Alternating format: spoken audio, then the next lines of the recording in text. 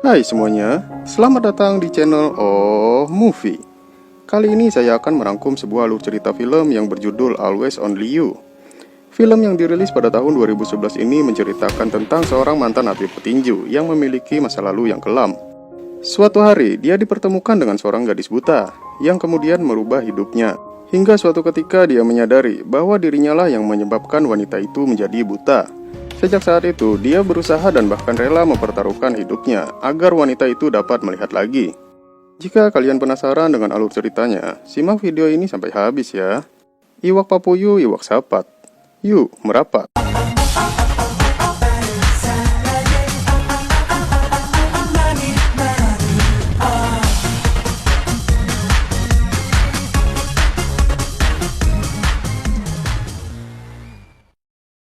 Awal film memperlihatkan seorang pria yang sedang mengantarkan air galon. Pria ini bernama Chol-min. Kemudian dia bergegas pergi ke suatu tempat, karena mulai hari itu dia akan menggantikan seorang kakek untuk menjaga sebuah pintu parkir. Saat Chol-min sedang berjaga, tiba-tiba ada seorang wanita yang masuk dan langsung memberikannya beberapa makanan. Wanita itu bernama Jung-hwa. Chol-min pun kebingungan dan bertanya, "Kau siapa?" Jung-hwa yang mendengar suara asing itu pun terkejut, karena dia mengira Chol-min adalah si kakek yang selama ini menemaninya menonton TV di pos itu. Saat itu juga Chol-min menyadari kalau wanita itu ternyata buta. Chol-min kemudian menjelaskan bahwa kakek itu sudah berhenti bekerja dan sekarang digantikan olehnya. Jung-hwa yang merasa tidak enak kemudian meminta maaf dan langsung pergi. Karena di luar sedang hujan, Chol-min pun merasa tidak tega kepada Jung-hwa dan menyuruhnya masuk untuk menonton TV bersama sambil menunggu hujan reda. Keesokan harinya memperlihatkan Jung-hwa yang sedang bekerja sebagai operator telepon. Kemudian bosnya menghampirinya dan memijat pundak Jung-hwa untuk memberikannya semangat. Bosnya terlihat menyukai Jung-hwa, namun di sini Jung-hwa tidak menghiraukannya. Di tempat lain, Chol-min sedang mendatangi tempat latihan tinju. Dia berniat meminta maaf kepada pelatihnya dulu, saat dulu Chol-min masih menjadi petinju. Terlihat pelatihnya itu sangat kecewa kepada Chol-min, karena sudah 4 tahun Chol-min menghilang dari dunia tinju dan tidak ada kabar. Pelatihnya itu pun pergi meninggalkannya. Kemudian, asisten pelatihnya memperkenalkan Chol-min pada para petinju di tempat itu. Ternyata Chol-min dulunya adalah seorang juara MMA yang berhasil mengalahkan lawannya saat di final. Tiba-tiba ada seorang petinju yang datang dan memotong pembicaraan mereka. Orang ini bernama Tae-sik. Tae-sik berkata, "Akulah orang yang dia kalahkan saat di final." Terlihat di sini Tae-sik tidak menyukai Chol-min. Di malam harinya, Jung-hwa kembali datang ke pos Chol-min untuk menonton TV bersama. Terlihat Jung-hwa hanya menggunakan pendengarannya untuk menikmati acara TV tersebut. Kemudian Jung-hwa mencium aroma tak sedap di sana dan langsung membuka jendela. Ternyata aroma tak sedap itu berasal dari kaos kakinya Chol-min. Chol-min yang menyadarinya langsung merasa malu dan tidak enak. Malam berikutnya Chol-min membersihkan posnya, dan dia juga tidak lupa untuk mencuci kakinya sebelum Jung-hwa datang. Tak lama kemudian, perlahan terdengar suara langkah kaki dan ketukan tongkat dari Jung-hwa. Suara itu membuat Chol-min tersenyum senang, dan mereka pun menonton sebuah drama bersama. Saat selesai menonton, Jung-hwa memutuskan untuk pulang. Namun di saat yang bersamaan ada sebuah mobil yang keluar dari tempat parkir dan hampir menabraknya. Saat tangan Jung-hwa hampir menyentuh pecahan kaca, Chol-min langsung menahannya dan membantu Jung-hwa berdiri.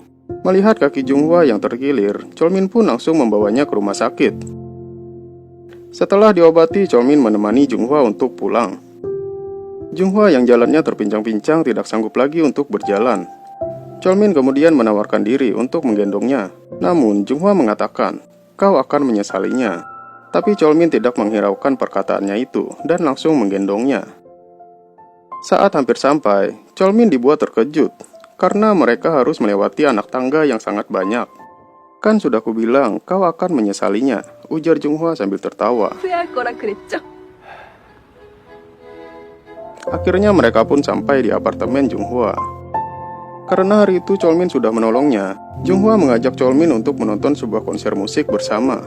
dan Cholmin pun menerima ajakan tersebut.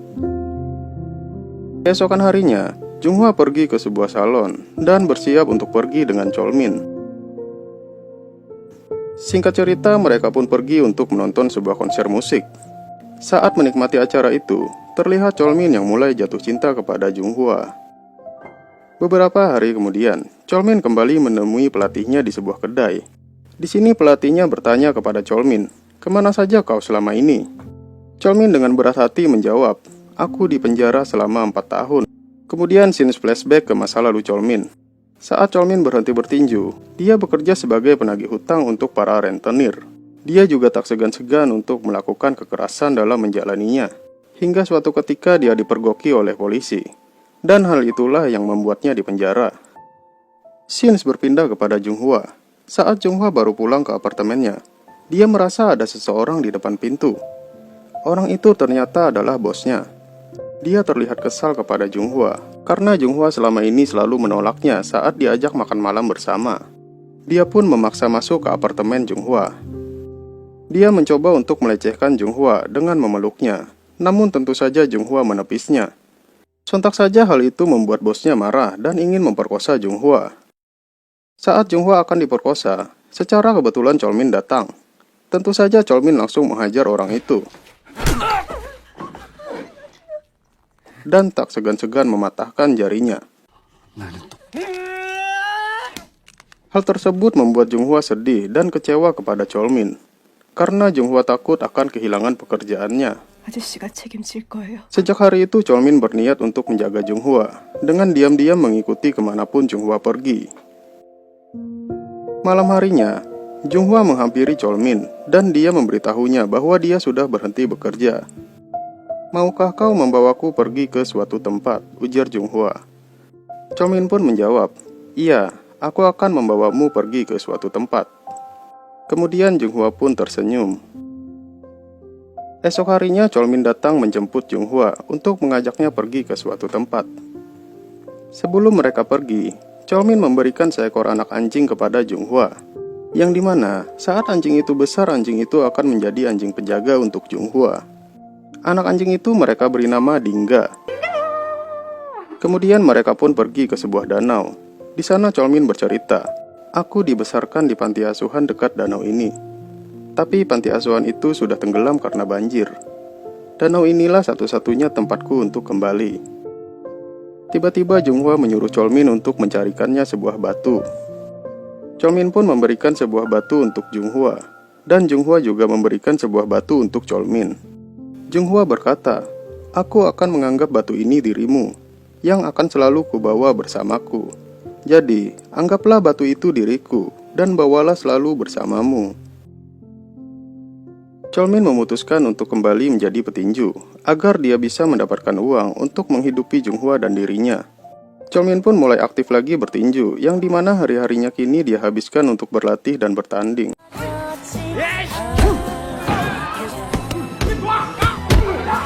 Setiap harinya, Junghwa juga selalu memijat tubuh Cholmin yang kelelahan.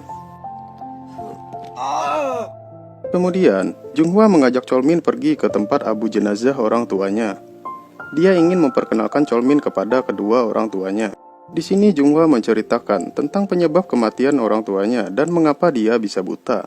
Scenes flashback ke masa lalu Junghwa memperlihatkan Junghwa yang sedang menyetir bersama kedua orang tuanya.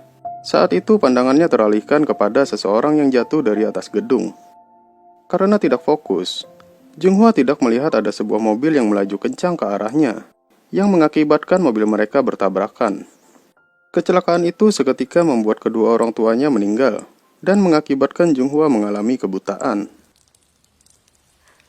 Cholmin yang mendengar cerita itu pun terkejut. Ternyata, seseorang yang jatuh dari atas gedung itu adalah orang yang sedang ditagih hutangnya oleh Cholmin di masa lalu. Cholmin merasa sangat bersalah, karena menganggap dirinya lah yang menyebabkan Junghwa menjadi buta. Suatu hari, Cholmin mendapati apartemen Junghwa yang berantakan. Ternyata Junghwa tersenggol meja yang membuat tangannya terluka dan harus diobati ke rumah sakit. Cholmin kemudian dipanggil oleh seorang dokter. Dokter itu memberitahu bahwa penglihatan Junghwa sebenarnya dapat disembuhkan dengan cara melakukan operasi kornea mata. Namun operasi tersebut harus menunggu adanya pendonor dan biayanya juga sangatlah mahal. Malam harinya Cholmin mengunjungi sebuah klub. Di sana ia berniat untuk meminjam uang kepada Tae-sik. Tae-sik kemudian merendahkan Cholmin karena Cholmin adalah orang yang mengalahkannya dulu di pertandingan final MMA. Dan sekarang Cholmin datang kepadanya untuk meminjam uang. Tentu saja Tae-sik tidak memberikannya. Tae-sik pun menyarankan Cholmin untuk pergi ke Thailand dan mengikuti sebuah pertandingan ilegal di sana. Yang dimana, jika seseorang dapat memenangkan pertandingan itu, maka dia akan mendapatkan uang yang sangat banyak. Scenes beralih, Cholmin sedang membujuk Junghwa agar dia mau dioperasi. Namun Junghwa tidak ingin melakukannya. Dari mana kita mendapatkan uang sebanyak itu, ungkap Junghwa. Cholmin berbohong dan mengatakan bahwa dia punya tabungan. Singkat cerita, Cholmin kemudian menemui seorang bos mafia. Dan bos mafia itu memperingatkan bahwa hal yang akan dilakukan Cholmin sangatlah berbahaya, karena Cholmin bisa saja mati dalam pertandingan itu. Bos mafia itu juga menjelaskan, untuk melakukan pertandingan itu, Cholmin harus mengganti identitasnya dengan identitas yang baru. Karena jika tidak, kerabat atau orang terdekatnya bisa saja berada dalam bahaya. Kemudian bos mafia itu pun menyerahkan uang muka dan sebuah HP kepada Cholmin. Keesokan harinya Cholmin mengantarkan Junghwa ke ruang operasi. Saat akan masuk ke ruang operasi, Junghwa berkata, "Kau tidak akan pergi kan? Kau akan menungguku di sini kan? Aku ingin orang pertama yang kulihat adalah dirimu." 어디 안 갈 거지? 밖에 있을 거지? Cholmin yang sedang berbohong pun menjawab, "Memang aku mau pergi kemana? Aku tak punya tempat lain untuk dituju." 갈 데도 없어. Dengan ceria Junghwa pun memasuki ruang operasi. Melihat itu Cholmin berkaca-kaca, karena yang sebenarnya dia akan mempertaruhkan nyawanya agar Junghwa dapat melihat lagi. Scenes berganti. Cholmin yang sedang bersiap untuk pergi ke Thailand berkata kepada Dingga anjingnya, "Dingga, kau tahu kan apa yang harus kau lakukan? Kau harus melindunginya." 알지? 잘 지켜. Singkat cerita, Cholmin pun sudah sampai di Thailand. Di sini dia menggunakan identitas baru dan mengganti namanya menjadi Kim Hak-sun. Cholmin pun tiba di tempat pertandingan ilegal itu. Ternyata, tempat itu adalah tempat perjudian, yang dimana orang-orang di sana akan mempertaruhkan uang mereka. Dan tibalah giliran Cholmin untuk bertarung. Terlihat, Cholmin yang sangat kewalahan menghadapi lawannya tersebut. Namun, dengan susah payah Cholmin akhirnya dapat memenangkan pertandingan itu. Saat Cholmin akan pulang, tiba-tiba ada sebuah mobil yang menabraknya. Dan terlihat orang-orang yang turun dari mobil itu langsung menusuk punggung Cholmin dengan pisau. Ternyata, semua itu adalah ulah Tae-sik. Merasa Cholmin sudah mati, mereka pun langsung pergi. Di sisi lain, Junghwa yang selesai menjalani operasi, kini sudah dapat melihat lagi. Namun bukannya senang, dia justru menangis karena tidak ada kehadiran Cholmin di sana. Berminggu-minggu Junghwa menjalani harinya dengan menunggu kedatangan Cholmin. Sampai dia meminta bantuan kepada polisi untuk mencari Cholmin. Tapi apa daya, Junghwa yang selama ini tidak pernah melihat wajah Cholmin membuat polisi jadi kebingungan. 2 tahun kemudian, Junghwa kini memiliki sebuah toko bunga, dan dia juga menjadi sukarelawan untuk memijat para pasien di rumah sakit. Suatu ketika, Junghwa mendapatkan telepon dari rumah sakit, karena ada seorang pasien kakek yang ingin dipijat olehnya. Junghwa pun pergi ke rumah sakit untuk memijat kakek itu. Junghwa menyapa kakek itu dengan ramah. Mendengar suara Junghwa, salah satu pasien yang berada di ruangan itu langsung berpaling ke arahnya. Pasien itu ternyata adalah Cholmin. Cholmin yang melihat Junghwa berusaha menahan air matanya. Dia tidak ingin Junghwa mengenalinya, karena Cholmin sekarang sudah menjadi orang cacat dan dia tidak ingin menjadi beban untuk Junghwa. Kemudian Junghwa menghampirinya dan menawarkan diri untuk memijatnya. Sambil menahan tangisnya, Cholmin sengaja tidak berbicara, agar Junghwa tidak mengenali suaranya. Junghwa kemudian membalikkan tubuh Cholmin untuk memijat punggungnya. Cholmin hanya pasrah, sambil menggenggam sebuah batu pemberian Junghwa, dia terus menahan tangisnya. Saat Junghwa memijat punggungnya, Junghwa dapat merasakan bahwa itu adalah punggung Cholmin. Namun, saat dia melihat papan namanya ternyata pasien itu bernama Kim Hak-sun. Junghwa pun menjadi kecewa. Setelah selesai memijat, Junghwa kemudian pergi dari sana. Cholmin sangat terharu mengetahui Junghwa yang sekarang sudah dapat melihat lagi.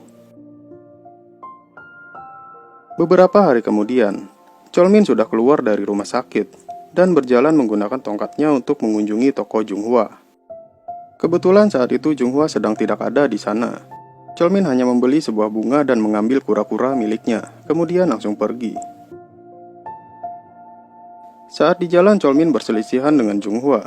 Dan saat yang bersamaan, Dingga terus menggonggong kepada Cholmin, selayaknya seekor anjing yang bertemu dengan majikannya. Namun Junghwa masih belum menyadari akan hal itu. Junghwa pun berusaha menenangkan Dingga dan meminta maaf kepada Cholmin. Sambil menangis, Cholmin pun lanjut pergi. Junghwa kembali ke tokonya untuk mengambil dompetnya yang ketinggalan. Di sana Junghwa keheranan saat mendapati kura-kuranya sudah tidak ada, dan kemudian bertanya kepada temannya tentang keberadaan kura-kura itu. Temannya memberitahu bahwa tadi ada seorang pria pincang yang membeli bunga di dekat kura-kura itu. Dingga yang terus menggonggong seakan ingin keluar mengejar Cholmin. Saat melihat hal itu, Junghwa baru menyadari bahwa pria tersebut adalah Cholmin. Sambil menangis, Junghwa pun berlari mencari keberadaan Cholmin. Di sisi lain, Cholmin sedang menuju stasiun kereta bawah tanah. Junghwa pun kembali putus asa karena dia tidak menemukan keberadaan Cholmin.